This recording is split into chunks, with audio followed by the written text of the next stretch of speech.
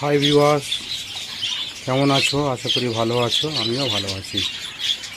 একটা নতুন ভিডিও নিয়ে আপনাদের সামনে চলে এসেছি।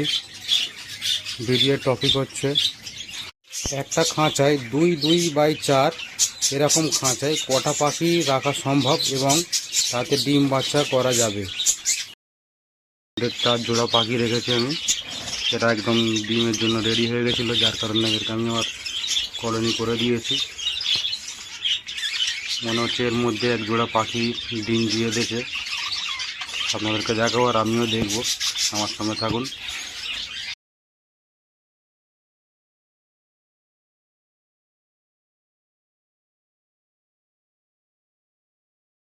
এদেরকে অনেক সেল করে দিয়েছি। এর মধ্যে এই 4টে খুব ভালো লাগছিল আমার। এর মধ্যে আমার রেনবোর বাচ্চাও একটা আছে, এটা মিডিলে যেটা দেখতে পাচ্ছেন জালাতে ঝুলে আছে।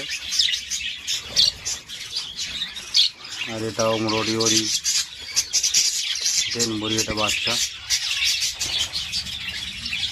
এখান থেকে এক জোড়া এদের মেল ফিমেল ছিল, এদেরকে আমি বার করে রেখেছি আলাদা করে। সেজনকে ফিমেলটাকে পাশে রেখে দিয়েছি। এ দেখুন, এটা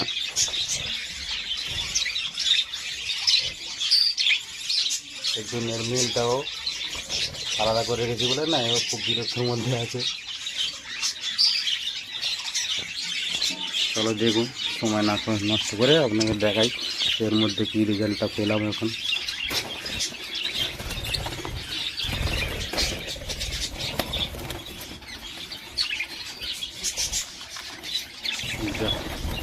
খুব সুন্দর রেজাল্টটাকে। এদেরকে 1 সপ্তাহ মতো হয়েছে সবে, ফলের মধ্যে দিয়েছি। এর মধ্যে 3টে ডিম দিয়ে থেকে আমি আশাও করিনি যে 3টে ডিম থাকবে এর মধ্যে।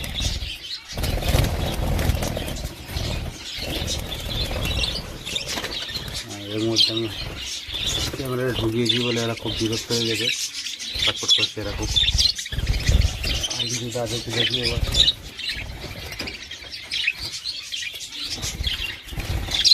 এরা এখন কিছু করেনি, এদেরকে সবে আমি এখানে শ্যুট করেছি, 1 সপ্তাহ হয়েছে সবে। এইগুলোকে দেখুন কেমন লাগছে। এগুলো সব ঘরের বাচ্চা আমার। এগুলো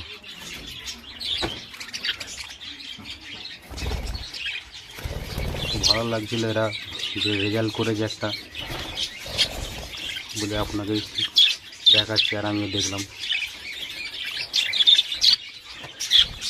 নতুন ভিডিও করছি, যদি ভিডিওর মধ্যে ভুল ভ্রান্তি হয়ে থাকে মাফ করবেন।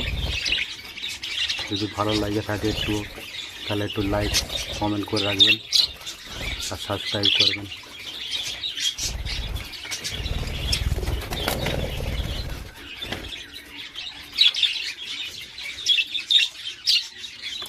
এদের খাবারের মধ্যে আমি শুধু এরকম কাংনি দানা দিই, শুধু বড় কাংনি দানা।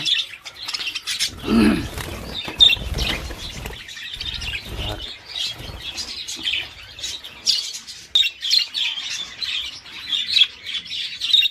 ক্যামেরা ঢুকিয়েছি বলে এরা খুব ভয় পেয়ে গিয়েছে। এরপরে আরও ভিডিও দেখাবো আপনাদেরকে রেজাল্ট কী হয়। তবে 1 সপ্তাহ হয়েছে এদেরকে এখানে কলোনি করে দিয়েছি।